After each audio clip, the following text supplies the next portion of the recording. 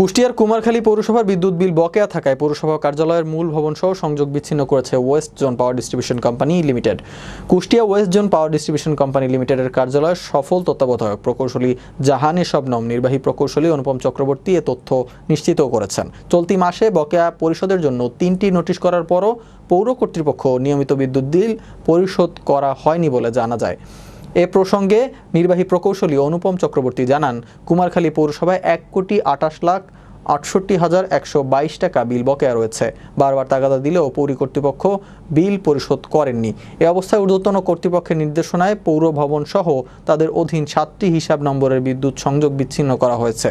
এ সময় আরও উপস্থিত ছিলেন কুমারখালী বিদ্যুৎ সরবরাহ আবাসিক প্রকৌশলী, উপসহকারী প্রকৌশলী এবং সহকারী প্রকৌশলী ও উপসহকারী প্রকৌশলী এবং পুলিশ প্রশাসনবৃন্দ সহ আরও অনেকে।